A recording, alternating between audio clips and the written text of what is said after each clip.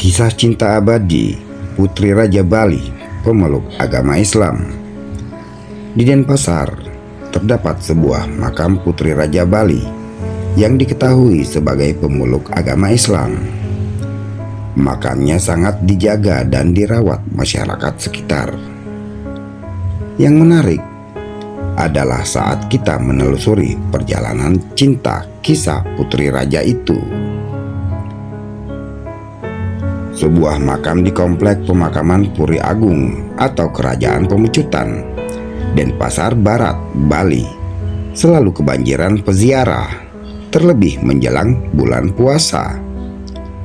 Selain umat Muslim, pemeluk Hindu juga mengkeramatkan makam tersebut.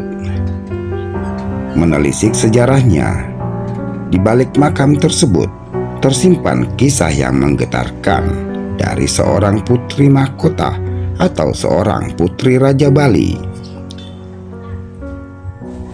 Raja Pemecutan Denpasar memiliki seseorang putri cantik yang amat disayanginya.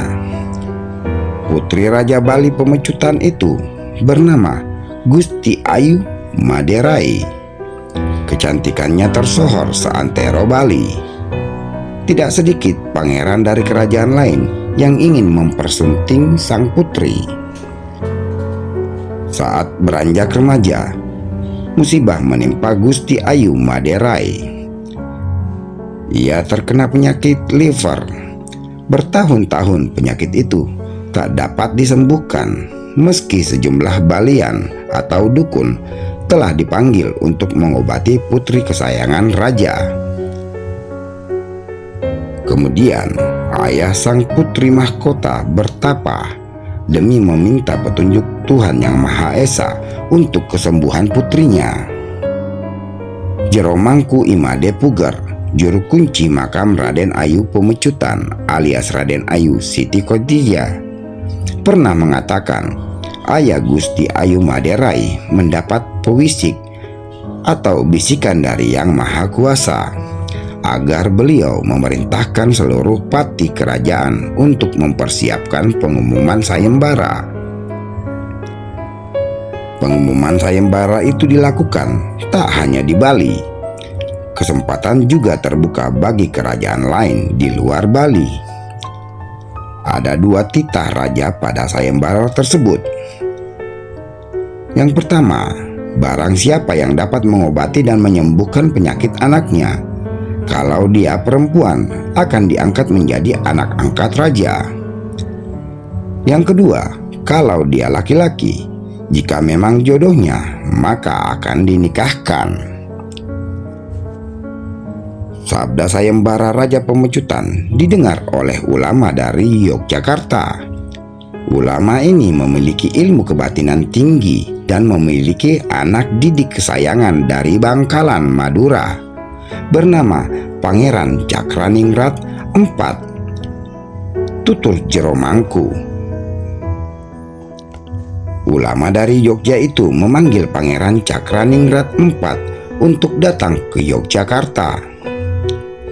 Setelah menghadap, sang ulama memerintahkan agar Pangeran Cakraningrat IV pergi ke tanah Bali untuk menemui Raja Pemecutan Badung. Singkatnya, Pangeran Cakraningrat IV berangkat ke Bali ditemani 40 orang prajurit. Sesampainya di Kerajaan Pemecutan, Pangeran Cakraningrat IV langsung menemui Raja Pemecutan dan mengutarakan maksudnya untuk mengobati Tuan Putri yang tengah sakit keras. Pada saat pertemuan pertama dan bertatap mata antara Pangeran Cakraningrat IV dan Gusti Ayu Maderai, beliau berdua sudah jatuh cinta, tutur Jero Mangku. Selanjutnya, Pangeran Cakraningrat IV membacakan mantra untuk menyembuhkan penyakit Tuan Putri. Pangeran Cakraningrat IV berhasil menyembuhkan putri kesayangan raja. Sesuai janji raja, keduanya pun dinikahkan. Bukan karena janji semata, Pernikahan itu memang dilandasi cinta oleh Pangeran Cakraningrat IV dan Gusti Ayu Maderai. Beberapa saat setelah menikah, Pangeran Cakraningrat IV mohon pamit kembali ke Bangkalan, Madura. Gusti Ayu Maderai yang telah sah menjadi istrinya pun diajak ikut serta. Di Bangkalan, Madura, kedua mempelai diupacarai secara Islami. Gusti Ayu Maderai menjadi mualaf. Nama beliau diubah menjadi Raden Ayu Siti Khotijah alias Raden Ayu Pemecutan. Setelah memeluk agama Islam, Raden Ayu Siti Khotijah rajin menunaikan kewajiban agama. Salat 5 waktu tak pernah ditinggalkan oleh istri keempat Pangeran Cakraningrat IV itu. Suatu hari, Raden Ayu Siti Khotijah meminta izin kepada suaminya, Pangeran Cakraningrat IV, untuk pulang sebentar ke kampung halamannya di Bali. Beliau rindu dengan ayah, ibu, dan keluarga besar kerajaan Pemecutan. Pangeran Cakraningrat IV mengizinkan beliau pulang ke Bali. Beliau memerintahkan pengawal dan dayang-dayang sebanyak 40 orang untuk mengawal Raden Ayu Siti Khotijah, kata Jero Mangku.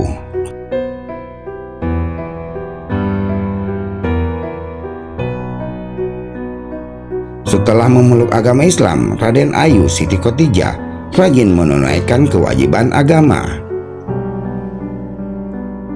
Sebelum pergi ke Bali, Pangeran Cakraningrat IV memberikan bekal kepada istrinya berupa guci, keris, dan pusaka yang diselipkan di rambut Raden Ayu Siti Khotijah. Dalam perjalanan Raden Ayu Siti Khotijah dari tanah Bangkalan menuju Bali, keluarga besar kerajaan Pemecutan tengah mempersiapkan upacara Maligia. Sesampainya di kerajaan Pemecutan, Raden Ayu Siti Khotijah dan rombongannya disambut baik oleh keluarga besarnya. Saat maghrib tiba, Raden Ayu Siti Khotijah menunaikan salat di Merajan Istana, tempat suci bagi umat Hindu. Seperti biasa, Raden Ayu Siti Khotijah mengenakan mukena putih dan menghadap ke arah barat. Patih kerajaan melihat Raden Ayu Siti Khotijah tengah menunaikan kewajibannya sebagai umat muslim. Patih kerajaan menganggap aneh cara sembahyang Raden Ayu Siti Khotijah. Bahkan, Patih menduga Raden Ayu Siti Khotijah tengah mengeluarkan mantra ilmu hitam.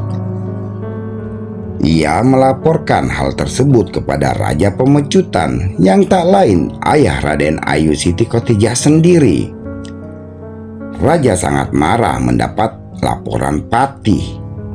Raja memerintahkan agar Raden Ayu Siti Khotijah dibunuh. Patih mengajak Raden Ayu Siti Khotijah ke depan pura Kepuh Kembar.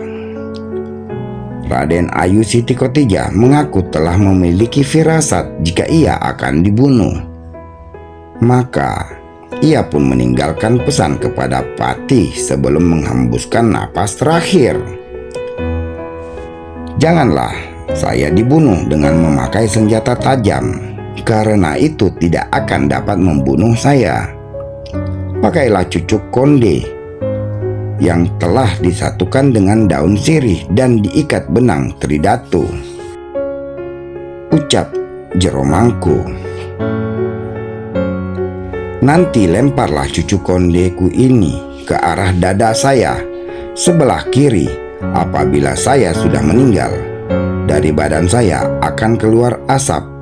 Bila asap yang keluar dari badan saya berbau busuk, silakan Paman Patih tanam mayat saya sembarangan. Tapi jika asap dari badan saya berbau harum, tolong buatkan saya tempat suci yang disebut keramat," tutur Raden Ayu Siti Khotijah. Benar saja, begitu cucuk konde ditancapkan dari tubuh Raden Ayu Siti Khotijah mengeluarkan asap dan aroma harum. Kejadian ini dilaporkan kepada raja. Raja sangat menyesal atas keputusannya. Saat itu, begitu jasad Raden Ayu Siti Khotijah dikebumikan, tumbuhlah sebatang pohon setinggi 50 cm di tengah makam beliau. Dicabuti sampai 3 kali, pohon itu tetap tumbuh kembali.